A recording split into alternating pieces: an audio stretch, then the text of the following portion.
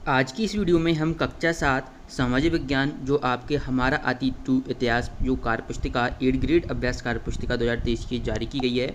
इस वीडियो में हम इतिहास का जो भाग है पार्ट 1 से लेकर पार्ट 5 तक कंप्लीट करने वाले हैं। इस एक वीडियो में सबसे पहले हम पहला पार्ट करेंगे प्रारंभिक कथन हजारों वर्षों के दौरान हुए पड़ताल। फिर इसके बाद राजा और उनके राज्य, दिल्ली 12वीं से 15वीं शताब्दी, मुगल 16वीं से 17वीं शताब्दी और जनजाति खाना बदोश एक जगह बसे हुए समुदाय।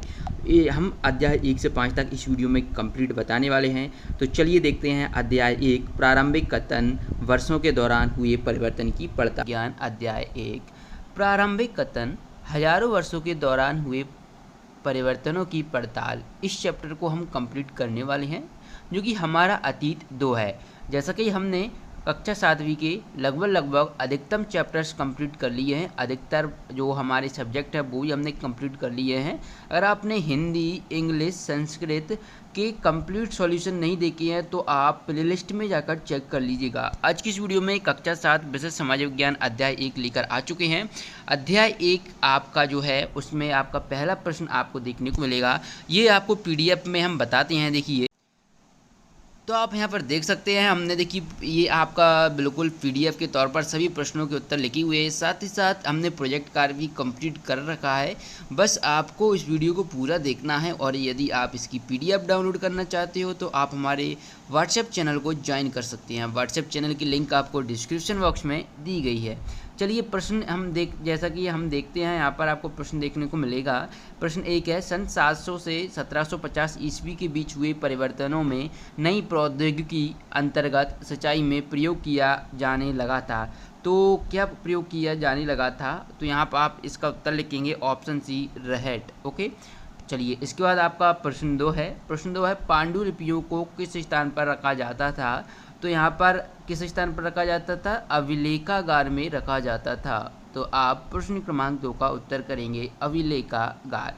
आपको इस चैनल पर कंप्लीट सॉल्यूशन बताया जा रहा है सभी सब्जेक्ट का, तो आप चैनल को सब्सक्राइब कर सकते हो। बता दें चैनल को सब्सक्राइब करना बिल्कुल ही फ्री होता है, आपको इसके लिए कुछ भी पे नहीं करना होता है। तो आप चैनल को सब्सक्राइब कर सकते हो। इससे आपका एक फ़ायदा होगा, जब भी हम क्लास 7 की और वीडियो डालेंगे तो उसकी नोटिफिकेशन आपके पास आएगी, तभी आप हमारी वीडियो आसानी से देख पाओगे। ओके, चलिए प्रश्न 3 देखिए, मध्य युग में आने वाला कोई भी अनजान व्यक्ति जो समाज या संस्कृति का ना हो कहलाता था। तो यहाँ पर ऑप्शन आपको यहाँ पर देखने को मिल रहे होंगे, लेकिन इसका उत्तर आपको सीधे डायरेक्ट लिख देना है, विदेशी कहलाता था। ऑप्शन बा में जो विदेशी दिया है वह आपको यहाँ पर कर देना है। इसके बाद देखिए प्रश्न 4। प्रश्न 4 है बच्चों, प्रश्न 4 है कि 700 से 1750 ईस्वी तक के इतिहास के बारे में हमें किन किन स्रोतों से जानकारी मिलती है? तो हमें स्रोत बतानी है, तो हमें किन किन स्रोतों से मिलती है? तो आप यहाँ पर लिख सकते हैं।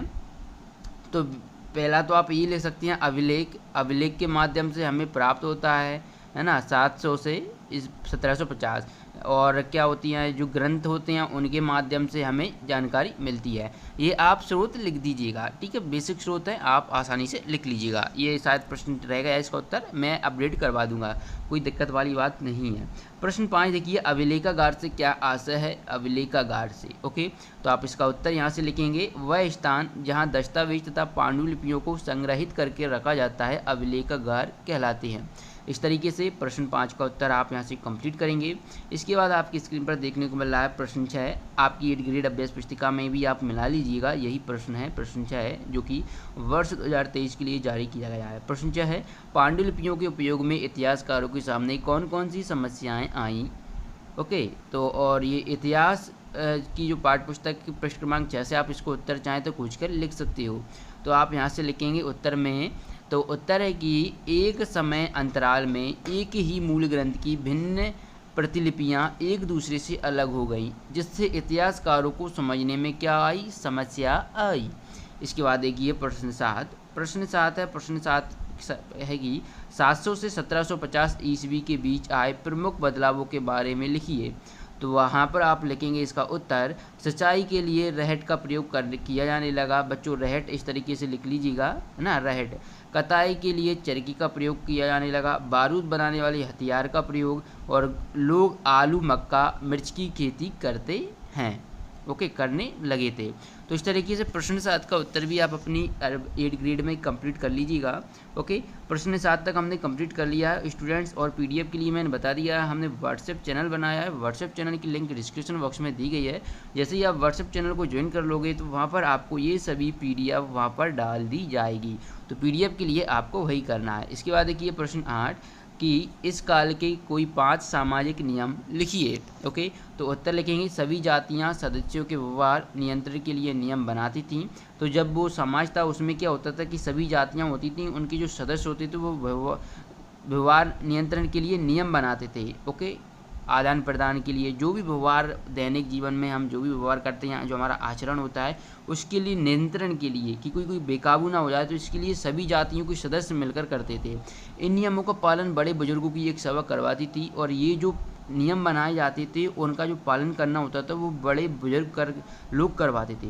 इन सभा को जाति पंचायत कहा जाता था। इन जो सभाएं होती थी उनको जाति पंचायत कहते थे, और गांव पर मुखिया का शासन होता था। इस तरीके से हम प्रश्न क्रमांक 8 भी कंप्लीट कर लेते हैं। अब इसके बाद हमारे पास अगला प्रश्न आता है प्रश्न 9। प्रश्न क्रमांक 9 देखिए, पर्यावास से क्या तात्पर्य है। ध्यान दें, यहाँ पर पर्यावरण नहीं पर्यावास ही पूछा गया है। आप अपनी बुक में भी कर लीजिएगा। ओके, नोट कर लिए, पर्यावास ही पूछा है। ओके, तो आप इसका उत्तर लिखेंगे पर्यावास से तात्पर्य किसी भी क्षेत्र के पर्यावरण और वहाँ के रहने वाले लोगों की सामाजिक और आर्थिक जीवन शैली से है। इस तरीके से प्रश्न 9 का उत्तर आप यहाँ से कर लेंगे। इसके बाद देखिए प्रश्न 10। हाँ, तो प्रश्न 10 में आपसे पूछा गया है कि 1318 ईस्वी में कवि अमीर खुसरो द्वारा भाषा के संबंध में क्या विचार व्यक्त किए गए थे। तो आप चाहें तो आप इसका जो उत्तर है 8 ग्रेड पाठ पुस्तिका के प्रश्न क्रमांक 10 से खोज कर लिख सकते हैं। उत्तर में लिखेंगे अमीर खुसरो ने बताया कि इन भाषाओं के विपरीत एक भाषा संस्कृत भी है, जो किसी विशेष क्षेत्र की भाषा नहीं है। यह एक प्राचीन भाषा है जिसे केवल ब्राह्मण जानते हैं। इसके बाद देखिए प्रश्न 11। प्रश्न 11 है कि इस काल में हुए मुख्य धार्मिक परिवर्तनों के बारे में लिखिए। तो आप इसका उत्तर लिखेंगे लोगों में दैविक आस्था का चलन था, हिंदू धर्म में नए देवी देवताओं की पूजा, मंदिरों का निर्माण, पुरोहितों का महत्व बढ़ा। इस काल में भक्ति आंदोलन का भी महत्व बढ़ा। इसके बाद आपसे प्रश्न 12 पूछा गया है आपकी 8 ग्रेड में कि अंग्रेज इतिहासकारों ने भारतीय इतिहास को कितने युगों में बांटा है। तो यहाँ पर आप इसका उत्तर देखेंगे अंग्रेज इतिहासकारों ने भारतीय युग को 3 भागों में बांटा। पहला हिंदू, दूसरा मुस्लिम और तीसरा ब्रिटिश। तो इन 3 कालों में अंग्रेजी इतिहासकारों ने बांटा है। ओके, चलिए इसके बाद आपसे जो प्रोजेक्ट कार्य पूछा गया है, आप प्रोजेक्ट कार्य प्रश्न 13 का उत्तर भी यहाँ पर आपको मिल रहा है। और आगे की वीडियो के लिए आपको चैनल को सब्सक्राइब की जरूर कर लेना है। ओके, इसके आप देखिए प्रोजेक्ट कार्य में आपके ग्राम, शहर अथवा जिले की ऐतिहासिक इमारत के चित्र एकत्रित कीजिए व उसके बारे में निम्नांकित विवरण लिखिए। तो यहाँ पर आपको इमारत हमने जैसे कोई ले ली है, जो कि इमारत का जो निर्माण हुआ था 1632 ईस्वी में। ओके, तो अब निर्माण किसके द्वारा कराया गया, तो किसके द्वारा, मुगल सम्राट शाहजहां द्वारा कराया गया। इसके बाद आपसे पूछा गया इमारत के निर्माण में किस प्रकार की सामग्री का उपयोग किया गया। तो उत्तर में हमने लिख दिया कि उसमें संगमरमर और लाल पत्थर का प्रयोग किया गया। फिर आपसे अगला प्रश्न पूछा गया है कि इमारत पर किस प्रकार की चित्रकला की गई। तो आप इस पर लिखेंगे कि सुंदर कारीगरी की गई। इसके बाद आपसे अगला प्रश्न पूछा जाएगा आपकी जो प्रोजेक्ट कार्य में कि इमारत का वर्तमान में क्या उपयोग किया जा रहा है। तो उत्तर लिखेंगे पर्यटन के लिए किया जा रहा है। इसके बाद अगला देखिए इसकी देखभाल किसके द्वारा की जा रही है। तो ये भारतीय पुरातत्व विभाग के द्वारा की जा रही है। अब आपको इमारत का चित्र बनाना है। तो बच्चों आपको इतनी जो जगह मिल रही है इसमें आपको ताजमहल का चित्र बनाना है, लिख दिया है। इतनी खाली जगह में आपको ताजमहल का डायग्राम बना देना है। अब हम देखते हैं कक्षा 7 सामाजिक विज्ञान जो 8 ग्रेड अभ्यास पुस्तिका का अध्याय 2 है राजा और उनके राज्य। इसमें आपका पहला प्रश्न पूछा गया है राजराज और राजेंद्र प्रथम द्वारा निर्मित किस स्थान के मंदिर स्थापत्य और मूर्तिकला की दृष्टि से उत्कृष्ट हैं। तो ये किसके हैं, तंजावुर और गंगई कोडचुनपुरम। ओके, तो कोडचुनपुरम के हैं। इसके बाद हम अगला प्रश्न देखेंगे। तो अगला प्रश्न है प्रश्न 2, चोल काल में नाडु कहा जाता है। तो आप इसका उत्तर लिखेंगे गाँवों का समूह होता है, ऑप्शन आ। गंगा नदी में गुर्जर प्रतिहार राष्ट्रकूट और पाल वंश के शासक सदियों तक किस राज्य पर नियंत्रण के लिए आपस में लड़ते रहे। तो ये कन्नौज के लिए लड़ते रहे। ओके, इसके बाद देखिए प्रश्न 4, 7वीं शताब्दी के प्रारंभ में राजाओं ने अपने सामंत के रूप में किन्हें मान्यता प्रदान की? तो 7वीं शताब्दी आते आते महाद्वीप के विभिन्न भागों में बड़े भूस्वामी और योद्धा सरदार अस्तित्व में आ चुके थे और राजा लोग प्रायः उन्हें अपने मातहत या सामंत के रूप में मान्यता देते थे। ओके, चलिए इसके बाद देखिए चालुक्य राजाओं को हराकर दंती दुर्ग द्वारा किए गए अनुष्ठान का विवरण लिखिए। तो आप यहाँ से इसका विवरण लिख लीजिएगा, अपनी 8 ग्रेड में कंप्लीट कर लीजिएगा। फिर प्रश्न 6 है आपका कि चौहान शासकों का राज्य विस्तार किन किन क्षेत्रों में था? तो चौहान शासकों का आप लिखेंगे कि चौहान शासकों का राज्य विस्तार दिल्ली और अजमेर के आसपास के क्षेत्र पर था। उन्होंने पश्चिम और पूर्व की ओर अपने नियंत्रण क्षेत्र का विस्तार करना चाहा था। प्रश्न 7 देखिए, प्रश्न 7 है कल्हण द्वारा कश्मीर के राजाओं का इतिहास लिखने के लिए किन स्रोतों का उपयोग किया गया? तो आप इसका उत्तर लिखेंगे कल्हण द्वारा कश्मीर के राजाओं का इतिहास लिखने के लिए शिलालेखों, दस्तावेजों, प्रत्यक्षदर्शियों के वर्णन और पहल के इतिहास समेत अनेक तरह के स्रोतों का इस्तेमाल किया गया। इसके बाद हम देखेंगे प्रश्न 8, गंगा घाटी के कन्नौज नगर को लेकर किस वंश के शासकों के बीच लंबे समय तक संघर्ष होता रहा और क्यों? तो आप इसका उत्तर लिखेंगे गंगा घाटी के कन्नौज को लेकर गुर्जर, प्रतिहार, राष्ट्रकूट और पाल वंशों के शासकों के बीच लंबे समय तक संघर्ष होता रहा क्योंकि वे एक दूसरे के क्षेत्रों पर अपना नियंत्रण करने का प्रयास करते थे। इसके बाद प्रश्न 9 देखिए, प्रश्न 9 है चोल शासकों में सभ्यता सभा की सदस्यता के लिए क्या अर्हताएं थीं? तो आप यहाँ पर लिखेंगे चोल शासन में सभा की सदस्यता के इच्छुक लोगों को ऐसी भूमि का स्वामी होना चाहिए जहाँ से भू राजस्व वसूला जाता है, उनके पास अपना घर होना चाहिए, उनकी उम्र 35 से 70 के बीच होनी चाहिए, उन्हें वेदों का ज्ञान होना चाहिए। प्रश्न 10 देखिए, चोल वंश द्वारा किस प्रकार सत्ता प्राप्त की गई? उत्तर लिखेंगे कावरी डेल्टा में मृट्यार नामक प्रसिद्ध एक छोटे से मुखिया परिवार की सत्ता थी और अय्या के चोल वंशी प्राचीन मुखिया परिवार की विजयाला ने 9वीं सदी के मध्य में मुठारियारों को हराकर इस डेल्टा पर कब्जा जमाया। इस प्रकार चोल वंश द्वारा सत्ता प्राप्त की गई। प्रश्न 11 देखिए, प्रश्न 11 है चोल राजाओं के समय विकसित स्थापत्य एवं मूर्तिकला की विशेषताएं लिखिए। तो यहाँ से आप इसका उत्तर लिखने लेंगे, स्क्रीन पर देख रहे हैं, यहाँ पर लिखना। फिर इसके बाद प्रश्न 12 है, प्रश्न 12 है चोल राजाओं के समय कृषि एवं सिंचाई की क्या व्यवस्था थी? तो यहाँ से आप इस प्रश्न का उत्तर लिख लेंगे प्रश्न 12 का, ठीक है। इसके बाद आपका आता है प्रश्न 13, चोलकालीन प्रशासन व्यवस्था की प्रमुख विशेषताएं लिखिए। तो आप यहाँ पर चोलकालीन प्रशासन व्यवस्था की प्रमुख विशेषताएं लिखेंगे। इसमें पहली विशेषता आपको लिखना है देखिए आपको बच्चों यहाँ पर क्या है चोल है बच्चों, तो यहाँ पर आप चोर की जगह चोल कर लेना, रा की जगह ला करना, गलती मिसप्रिंट हो गया है, तो आप ध्यान दें चोल लिखेंगे, चोल। ओके, चोलकालीन प्रशासन व्यवस्था में किसानों की बस्तियाँ और कहलाती थीं। गांव की बस्तियों के समूह को नाडू कहा जाता था। ग्राम परिषद और नाडू न्याय करने और कर वसूलने जैसे कई प्रशासनिक कार्य करते थे। सिंचाई के कामकाज, बाग बगीचों, मंदिरों इत्यादि की देखरेख के लिए सभा में विभिन्न समितियां होती थीं। धनी भूस्वामियों को चोल राजाओं ने सम्मान के रूप में अरैयार जैसी उपाधियां दी। अध्याय 3 जो कि हिस्ट्री का है, दिल्ली 12वीं से 15वीं शताब्दी, ये आपका अध्याय 3 हम लेकर आ चुके हैं इस वीडियो में। तो हम इस वीडियो में कंप्लीट सॉल्यूशन बताने वाले हैं अध्याय 3 का। इससे पहले अध्याय 1 और अध्याय 2 का भी हमने सॉल्यूशन बता दिया है। अगर नहीं देखा तो प्लेलिस्ट बना दी है, प्लेलिस्ट में जाकर आप देख लीजिएगा। चलिए प्रश्न 1 देखिए, किसके शासनकाल में मुक्ति राज्य द्वारा निर्धारित कर वसूलते और तय संख्या के अनुसार सैनिक रखते थे? तो किसके द्वारा? तो आप इसका उत्तर लिखेंगे ऑप्शन बा अलाउद्दीन खलजी के द्वारा। ओके, पहले का उत्तर आपको ऑप्शन बा कर लेना है। इसके बाद हम बढ़ते हैं प्रश्न 2 की ओर। प्रश्न 2 है किस इतिहासकार ने कहा है कि इल्तुतमिश की बेटी रजिया अपने सभी भाइयों से अधिक योग्य और सक्षम थी? तो ये आपको बताना है किस इतिहासकार ने कहा है।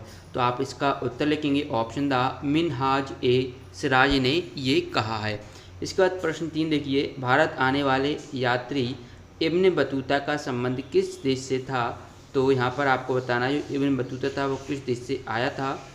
तो यहाँ पर आपको 4 ऑप्शन देखने को मिल रहे हैं। तो यहाँ पर आपको इसका उत्तर कर देना है अफ्रीका, चूँकि इब्न बतूता मोरक्को जो कि अफ्रीका में ही है वहाँ के रहने वाले थे, तो वहाँ से आए थे। तो यहाँ पर आप प्रश्न 3 का उत्तर करेंगे ऑप्शन बा अफ्रीका। चलिए इसके बाद अगले प्रश्न की ओर बढ़ते हैं। अगला प्रश्न है प्रश्न क्रमांक 4। प्रश्न क्रमांक 4 है, आप यहाँ पर देख पा रहे हैं स्क्रीन पर आपको देखने को मिल रहा है कि दिल्ली के सुल्तानों के बारे में हमें जानकारी किन साधनों से प्राप्त होती है। प्रश्न 4 है। फिर इसके बाद प्रश्न 5 है, रजिया की युग होते हुए भी उसे सुल्तान के पद से क्यों हटाया गया। तो चलिए इन दोनों प्रश्नों के उत्तर देखते हैं। तो यहाँ पर आपको ये दोनों प्रश्नों के उत्तर देखने को मिल रहे हैं। अभिलेख जो कि सिक्कों और स्थापत्य भवन निर्माण कला के माध्यम से हमें दिल्ली के सुल्तानों के बारे में जानकारी मिलती है। रजिया के युग होते हुए भी उसे सुल्तान के पद से क्यों हटाया गया, क्योंकि रजिया एक महिला थी और दरबारी जन। ओके, चलिए इसके बाद आपको यहाँ पर प्रश्न 6 देखने को मिल रहा है। प्रश्न 6 है, मोहम्मद तुगलक द्वारा उच्च प्रशासनिक पदों पर की गई नियुक्तियों की बर्नी द्वारा क्यों आलोचना की गई। तो इसका उत्तर लिखेंगे। तो आप इस प्रश्न का उत्तर यहाँ से इस तरीके से लिखेंगे, क्योंकि मोहम्मद तुगलक द्वारा निम्न वर्ग के लोगों को भी ऊंची राजनीतिक पदों पर बैठाया जाना बर्नी द्वारा आलोचना का कारण बना था। देखिए बेसिकली ये पीडीएफ है जो कि आपको डाउनलोड करने को मिल जाएगी। पीडीएफ के लिए आपको कुछ नहीं करना है, आपको वीडियो को पूरा देखना है, ठीक है। तो यहाँ पर हमने आपको ये प्रश्न देखो बर्नी द्वारा आलोचना का कारण था। ओके, तो बच्चों ये जब पीडीएफ कन्वर्ट करने में ये बर्नी आपको यहाँ पर लिखना है, ये बर्ती गलती से लिख गया है। ओके, चलिए इसके बाद देखिए, दिल्ली के सुल्तानों द्वारा गुलामों को क्यों खरीदा जाता था। तो आप इसका उत्तर लिखेंगे, गुलामों को सैनिक सेवा के लिए खरीदा जाता था। इसके बाद देखिए प्रश्न 8, इस काल में इक़्तिदार या मुक्ति का क्या कार्य होता था। तो आप उत्तर लिखेंगे, मुक्ति का फर्ज था सैनिक अभियानों का नेतृत्व करना और अपने इक्तों में कानून और व्यवस्था बनाए रखना। ओके, इसके बाद हम देखते हैं प्रश्न 9, अलाउद्दीन खिलजी का राजस्व व्यवस्था की विशेषताएं लिखिए। तो यहाँ पर आप इसका उत्तर लिखेंगे, खिलजी के शासनकाल में भू राजस्व के निर्धारण और वसूली के कार्य अपने नियंत्रण में लिए गए स्थानीय सामंतों से कर लगाने का अधिकार छीन लिया गया, बल्कि स्वयं उन्हें भी कर चुकाने को बाध्य कर दिया गया। यहाँ पर आप बाध्य लिखेंगे, बाद आपको ऐसे लिखना है। ओके, कुछ मिस्टेक्स हैं वो मैं यहाँ पर आपको सही करवा दूंगा, आपको वीडियो को पूरा देखना है, ठीक है। इसके बाद प्रश्न 10 देखिए, मंगोल विजय होते हुए अलाउद्दीन खिलजी व मोहम्मद तुगलक द्वारा किन बातों पर बल दिया गया। तो आप इसका उत्तर लिखेंगे, अलाउद्दीन का जो बल था, तो यहाँ पर आप प्रश्न 10 का उत्तर लिखेंगे, अलाउद्दीन का जो थल प्रतिरक्षा पर था और मोहम्मद तुगलक के द्वारा मंगोलों के विरुद्ध सैनिक आक्रमण की योजना पर बल दिया। ओके, इस तरीके से आप प्रश्न 10 का उत्तर लिखेंगे। इसके बाद प्रश्न 11 देखिए, प्रश्न 11 है, शेरशाह सूरी के राज विस्तार के बारे में लिखिए। तो यहाँ पर आप इसका उत्तर लिखेंगे, शेरशाह ने मुगल सम्राट को चुनौती देकर पराजित किया। शेरशाह ने दिल्ली पर अधिकार करके स्वयं अपना राजवंश स्थापित किया। इसके बाद देखिए प्रश्न 12 है, अलाउद्दीन खिलजी और मोहम्मद तुगलक के शासनकाल में विशाल सेना क्यों रखनी पड़ती थी। तो आप यहाँ पर इस प्रश्न का उत्तर लिखेंगे। प्रश्न 12 का उत्तर यहाँ पर से नोट डाउन करें, अलाउद्दीन खिलजी और मोहम्मद तुगलक के शासनकालों में दिल्ली पर मंगोलों के धावे बढ़ गए। इससे मजबूर होकर दोनों ही सुल्तानों ने एक विशाल स्थानीय सेना रखी। ओके बच्चों, इस तरीके से अब हम देखेंगे अध्याय 4 जो कि है मुगल 16वीं से 17वीं शताब्दी। तो इसे भी हम कंप्लीट कर लेते हैं। इसमें पहला प्रश्न है कि अकबर के शासनकाल में टोडरमल द्वारा व्यवस्था देखी जाती थी। तो किसके द्वारा, तो ये जो टोडरमल थे वो राजस्व व्यवस्था देखते थे। ओके, तो यहाँ पर आप पहले प्रश्न का ऑप्शन दा कर लेना। दूसरा प्रश्न है कि 1526 में मुगल शासक बाबर ने किस सुल्तान को हराकर दिल्ली और आगरा को अपने कब्जे में कर लिया था। तो किसको हराया था, तो इब्राहिम लोदी जो कि लोदी वंश का शासक था। इब्राहिम लोदी को हराकर बाबर ने दिल्ली और आगरा को अपने कब्जे में कर लिया था। इसके बाद देखिए तीसरा, अकबर नामों और आईने अकबरी के लेखक थे। तो ये अबुल फजल थे। आपने रहीम खान का नाम सुना होगा कि अकबर के 9 रत्नों में से एक थे। तो अबुल फ़कीर रहीम खान खाना या अबुल फजल। ओके, बात एक ही है। इसके बाद देखिए मुग़ल कौन थे। तो आप यहाँ पर इसका उत्तर लिखेंगे, मुग़ल 2 महान शासक वंशों के वंशज थे। माता की ओर से शासक चंगेज़ खान एवं पिता की ओर से तुर्की के शासक तैमूर वंशज थे। परंतु मुग़ल अपने को मुग़ल या मंगोल कहलवाना नहीं चाहते थे। इसके बाद देखिए प्रश्न 5 है, बाबर द्वारा किस युद्ध में व कब इब्राहिम लोदी को पराजित किया गया था। उत्तर लिखेंगे, बाबर ने 5वें आक्रमण में उसने दिल्ली के अफगान शासक इब्राहिम लोदी को अप्रैल 1526 ईस्वी में पानीपत के प्रथम युद्ध में पराजित किया। प्रश्न 6 देखिए, मनसबदार से क्या आशा है, लिखिए। उत्तर लिखेंगे, मुगलों की सेवा में आने वाले नौकरशाह मनसबदार कहलाए। मनसबदार शब्द का प्रयोग ऐसे व्यक्तियों के लिए होता था जिन्हें कोई मनसब यानी कोई सरकारी हैसियत अथवा पद मिलता था। यह मुगलों द्वारा चलाई गई श्रेणी व्यवस्था थी। इसके बाद अगला प्रश्न देखिए प्रश्न 7, अकबर की राजस्व व्यवस्था का संक्षिप्त में वर्णन कीजिए। तो आप इसका उत्तर लिखेंगे, अकबर ने पिछले 10 सालों की फसलों की पैदावार व मूल्य के आधार पर तहसाला नाम की नवीन एक प्रणाली लागू की। इस व्यवस्था को लागू करने में उसके राजस्व मंत्री टोडरमल ने महत्वपूर्ण भूमिका अदा की। साथ ही प्रत्येक सूबे को राजस्व मंडलों में बांटा गया व अलग अलग फसलों की अलग अलग राजस्व तय की गई। इसके बाद प्रश्न 8 देखिए, अबुल फजल द्वारा लिखित अकबरनामा में किन बातों का विवरण मिलता है। तो इसका आप उत्तर देखेंगे। उत्तर में है, अबुल फजल ने अकबरनामा की पहली जिल्द में अकबर के पूर्वजों का बयान है और दूसरी जिल्द में अकबर के शासनकाल की घटनाओं का विवरण देती है। तीसरी जिल्द आईने अकबरी है, इसमें अकबर के प्रशासन, घराने, सेना और राजस्व का विवरण मिलता है। इस तरीके से प्रश्न 8 आप अपना कंप्लीट करेंगे। इसके बाद देखिए प्रश्न 8 के बाद प्रश्न 9, अकबर की प्रशासनिक व्यवस्था की जो हमें विशेषताएं बताना है। तो यहाँ पर आप लिखेंगे कि प्रशासन के मुख्य अभिलक्षण अकबर ने निर्धारित किए थे और उनका विस्तृत वर्णन अबुल फजल की अकबरनामा विशेषकर आईने अकबरी में मिलता है। अबुल फजल के अनुसार साम्राज्य कई प्रांतों में बटा हुआ था जिन्हें सूबा कहा जाता था। सूबों के प्रशासक सूबेदार कहलाते थे जो राजनीतिक तथा सैनिक दोनों प्रकार के कार्यों का निर्वाह करते थे। प्रश्न 10 देखें,